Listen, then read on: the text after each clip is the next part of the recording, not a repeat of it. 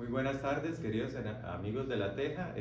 Bienvenidos a una nueva edición de Volados Legales. Hoy con nuestro amigo, el licenciado Joseph Rivera, que nos ha dignado con su presencia para hablar sobre un tema de los allanamientos, explicarles a ustedes en qué consiste, porque usualmente siempre vemos las tomas de televisión de policías ingresando a viviendas o a instituciones públicas, dependiendo de los casos, y haciendo decomisos de pruebas y de todas estas cosas, pero un allanamiento tiene muchas cosas antes de tomar esa medida. Entonces don Joseph nos va a explicar cómo se maneja este tema.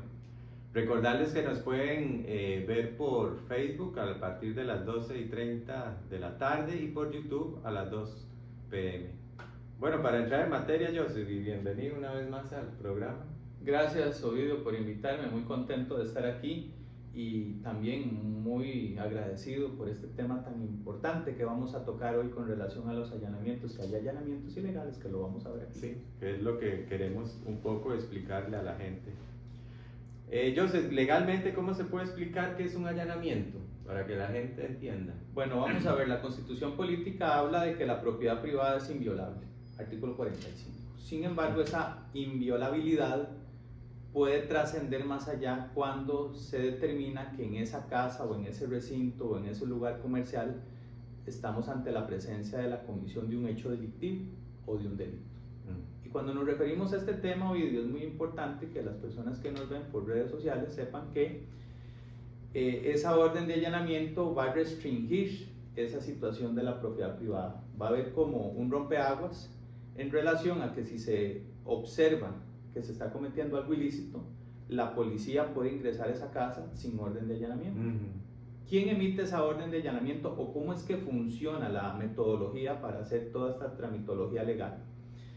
El Ministerio Público por excelencia, que es el encargado de la persecución penal, puede tener a través de llamadas anónimas, a través de una noticia criminis, a través del 808.645 de la línea confidencial del OIJ, que en una casa pueda ser que estén vendiendo droga, que estén prostituyendo menores de edad o mayores de edad, que haya tráfico de personas, etc. Entonces toda esa gama de delitos hacen que el OIJ haga seguimientos y vigilancias y determinen que efectivamente en esos recintos se está cometiendo un delito. Ahora que está de moda el tema este de los lugares donde supuestamente llegan muchachas menores de edad a ser modeladas, ¿verdad? Entonces ahí también podríamos estar ante un tema de explotación de persona menor de edad. Entonces cuando el OIJ hace toda esa investigación, le da un informe a la fiscalía y la fiscalía tiene que agarrar esa información y tamizarla y pasarla, yo siempre lo digo, como en un filtro, un colador, y decir, bueno, vamos a ver si efectivamente el OIJ me trae información de calidad, porque lo que vamos a hacer es muy grave. Vamos a irrumpir esa propiedad privada y vamos a darle una dislocación a la Constitución política, porque hay una excepción a la ley, como le acabo de explicar. Entonces, una vez que el Ministerio Público ve la información y dice, sí, aquí estamos en la presencia de un delito, él tiene que realizar un documento que es una resolución fundamentada judicialmente hablando, y una vez que esté esa resolución se la tiene que poner en conocimiento al juez penal o el juez de garantías, que es el juez que va a dirigir de cierta manera ese allanamiento con la fiscalía.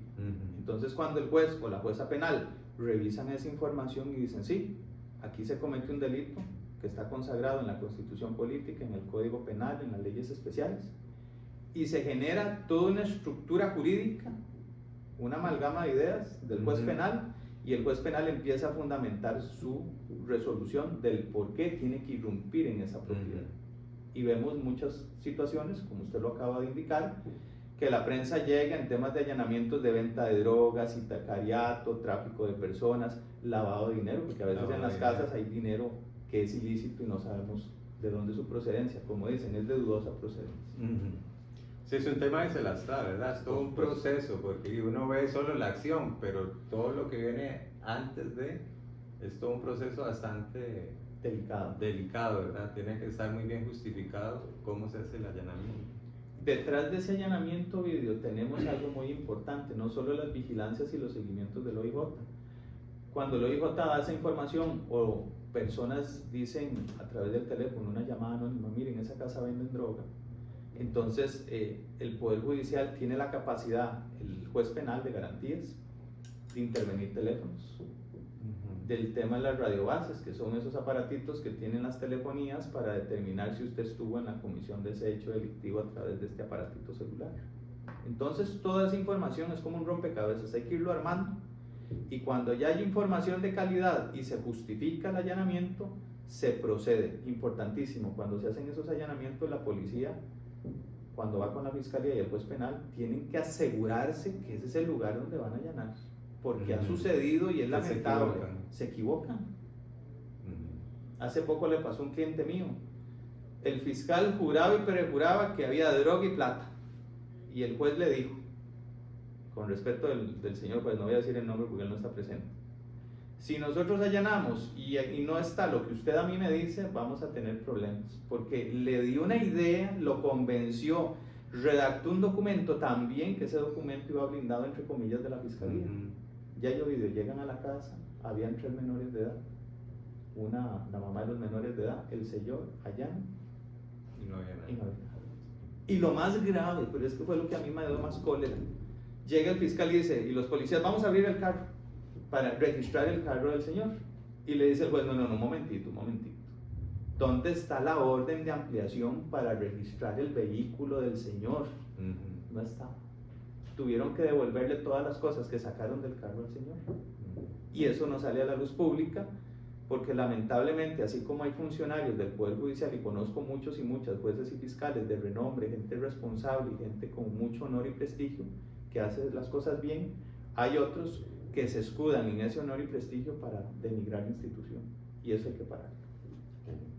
Aquí me pregunta un señor Carlos Morales, desde Sabanilla, si se puede realizar un allanamiento sin orden judicial. Claro que sí, le vamos a responder, don Carlos, muchas gracias por estar conectado al programa. El Código Penal es muy claro, si hay un tema de que una mujer o una persona, un niño, están pidiendo ayuda en una casa, la policía tiene que estar presente al llamamiento de esa situación de auxilio y puede botar la puerta. Se da mucho en temas de violencia doméstica, ¿verdad? O violencia de género. También se da cuando hay situaciones que corre peligro la gente, por ejemplo un incendio, una inundación. Entonces hay que salvaguardar la vida, que es el bien jurídico tutelado de mayor orden. Entonces la policía puede entrar sin orden judicial, o si se escucha que hay detonaciones de un arma de fuego o que están matando a alguna persona, también la policía puede ingresar y está, como se conoce en la ley, en el cumplimiento de la ley, valga la redundancia. Ahora que se ya está dando el maltrato animal, ¿eso también lo estipularía? ¿Que alguien esté maltratando a un animal? Todavía no. Bueno, vamos a ver, todos los casos son diferentes, son casuísticos. Yo siempre lo he dicho en los diferentes programas que gracias a Dios usted me ha invitado. Ahora con la ley de protección animal, SENASA puede llegar para ver en qué condiciones están. Si están matando un animalito, pues la policía tiene que utilizar los temas de proporcionalidad y razonabilidad para ver en qué caso se da, porque puede hacer que no se dé y lamentablemente pagan justos por pecadores. Hay policías que han hecho allanamientos sin orden o no se dan los presupuestos de esos peligros evidentes y manifiestos, entonces la policía administrativa judicial podría incurrir en un delito que ahí sí cabría el allanamiento ilegal de una propiedad privada, y más bien el Estado tendría que pagarle a las personas que están ahí. Le voy a ser honesto, con esta situación de la ley de protección animal, yo todavía no he visto en la práctica que se haya realizado. Yo cuando el allanamiento de morada se define ¿cuándo se define como una entrada no autorizada? Que se da un allanamiento de este tipo. ¿Cómo lo podemos explicar? Una entrada no autorizada. No autorizada. Es más o menos lo que estabas explicando en el caso anterior. Sí, vamos a ver. Cuando se va a hacer un allanamiento de una morada, hay que hacer toda una logística con la policía judicial, la policía administrativa, el fiscal y el juez. Que está ahora el tema con la problemática de la Asamblea Legislativa, que tenía que ser de 24 horas, que no, es de 6 de la mañana a 6 de la tarde, ¿verdad? Porque como que ahora los delincuentes son escurridizos y se escapan en las madrugadas, es algo muy particular, ¿verdad? Sí, se anda moviendo. Sin embargo, cuando se dan esos allanamientos, toda esa logística hay que allanar y notificarle al dueño de la casa del allanamiento, hay que darle esa orden. Si eso no se da, Ovidio, si no se da ese documento idóneo del porqué del allanamiento justificado, que es esa resolución que emitió el juez penal a través de lo que le solicitó a la fiscalía, podríamos estar ante un allanamiento ilegal. Esa es la punta de lanza, ese documento judicial que tiene que ser notificado a las partes. Y obviamente si van a capturar a las personas, decirle por qué las están capturando y que estén unos defensores públicos o privados presentes en el allanamiento para que le lean sus derechos. Pero es vital ese documento. Yo sé, de ahí estuve sacando información que hay diferentes tipos de allanamiento. El con orden judicial, en casos de emergencia, que ya también lo explicaste, y con consentimiento de la persona que vive en la propiedad. Ese me imagino que llegan y le dicen que necesita entrar y el señor les dice, sí, pasen. Claro que sí, vea qué interesante eso, Ovidio, porque se han dado malas interpretaciones de algunos abogados litigantes y también de algunos funcionarios públicos. Me acuerdo el caso de Luani Valeria Salazar Zamora. Se da la noticia criminis y se sospecha que está en una casa, enterrada en el patio, lamentablemente, muy lamentable. El hermano llega y le toca la puerta al dueño de la casa, entonces el dueño dice, sí, yo lo voy a dejar entrar, ahí hay un consentimiento, y descubren el cuerpo. Sale el muchacho, y después llega la policía, levanta un acta, le notifica esa acta, pero la persona dueña de la casa tiene que firmar el consentimiento de entrada al domicilio. Si la persona no autoriza, no lo firma, no puede entrar.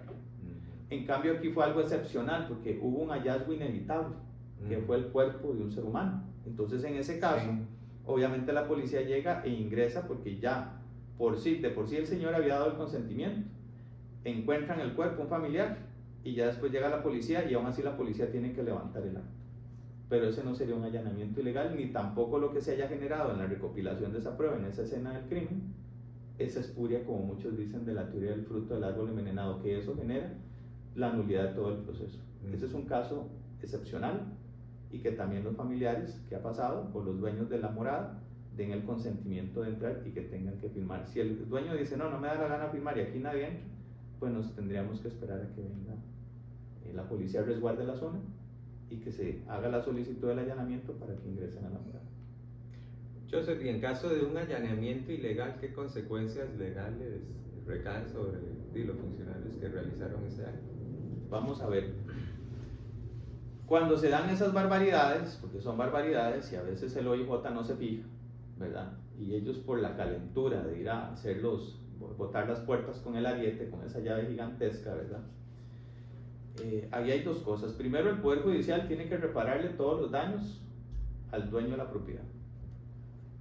Y esa plata la tienen que pagar. En el caso que no la quieran pagar, el mismo funcionario, el dueño de la casa tiene que presentar una denuncia a la fiscalía. Pero volvemos a lo mismo, Ovidio. Casa, herrero, cuchillo, palo. Ha pasado que se tapan entre ellos. Y la gente dice, vamos a someternos a un proceso tan tortuoso de ir a cobrar. Y hay que demandar a los policías, al juez y al fiscal. Y a veces el juez y el fiscal y los policías mueven ahí sus cosas, suena feo decirlo, pero ha pasado. Esto no es un acto aislado y yo no estoy hablando cosas que no son ciertas.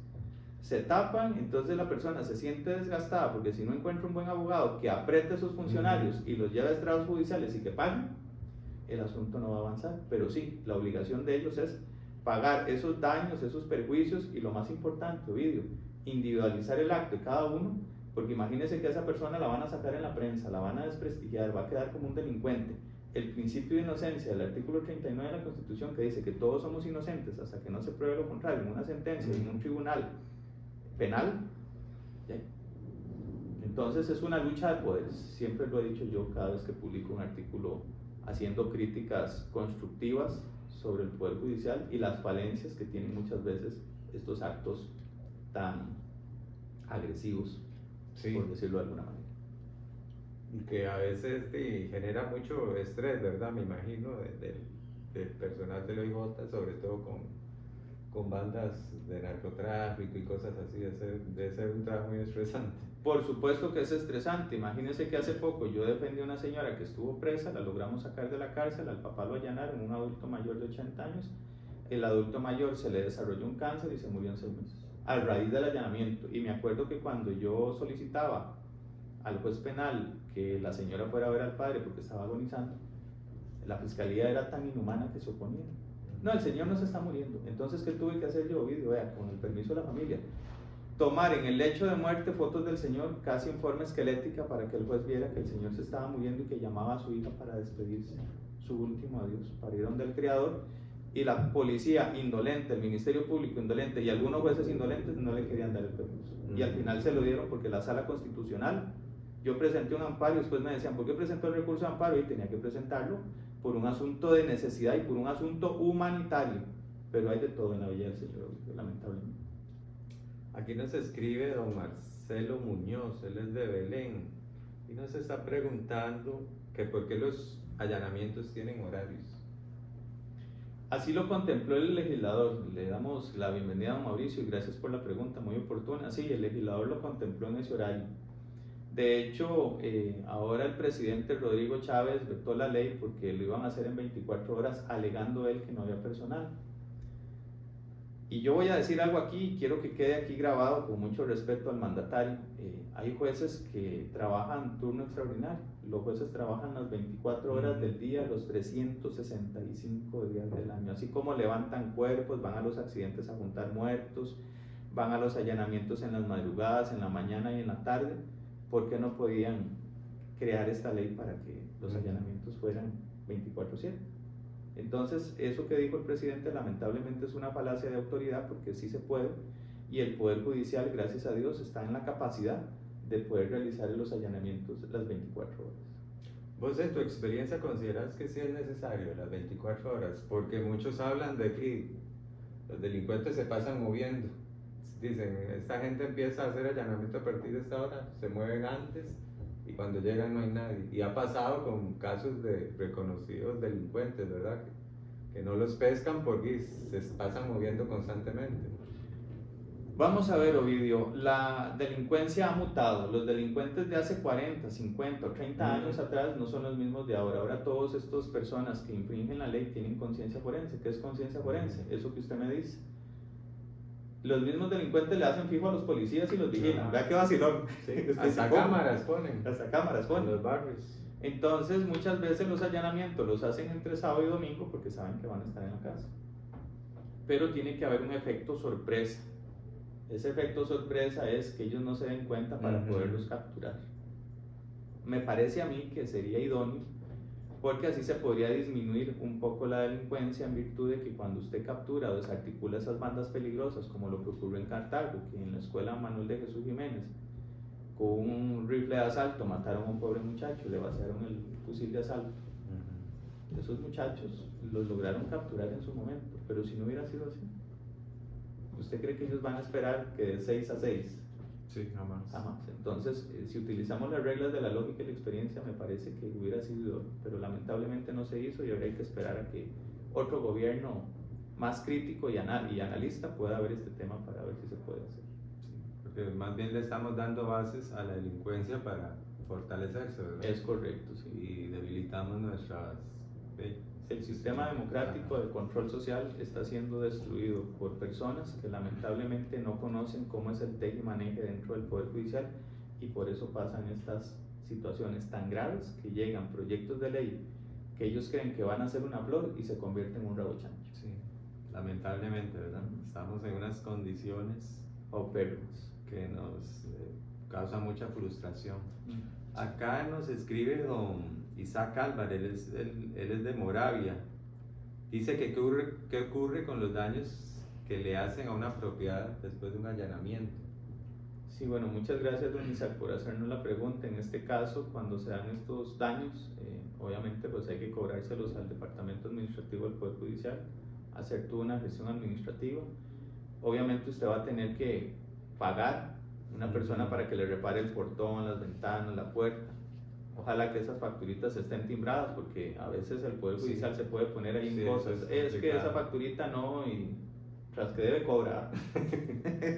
Sí, suele pasar. De hecho, muchas instituciones piden factura timbrada. Si no te la dan, estás listo. Está listo. Y si usted quiere ir a un contencioso administrativo, el juez contencioso le va a decir, si usted no me trae las facturas timbradas con el nombre impreso, con el dueño de la propiedad, si no es así y me lo trae a nombre de un tercero, a nombre de la mamá, la tía, la abuela, o los hermanos, o los hijos, o quien sea, no le pagamos nada.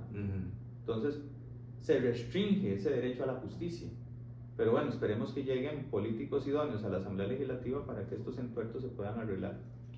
Esos daños que se causan, aunque la persona sea el delincuente que andaban buscando, siempre se tienen que cubrir.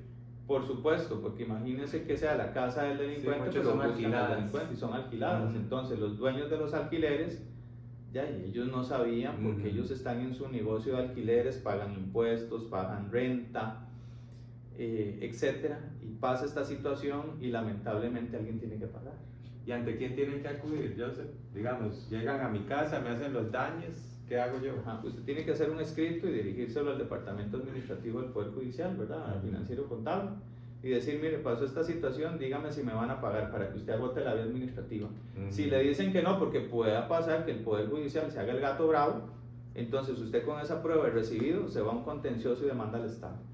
Aunque dure lo que dure, pero el Estado tiene que pagar, y aunque le duela a los magistrados las tonterías que hacen algunas personas por no ser cautas o por hacerlo a la carrera, van a tener que pagar en su momento el principal más los intereses, y es un proceso de puro derecho porque ahí están las facturas, están los videos, están los testigos y Poder Judicial paga.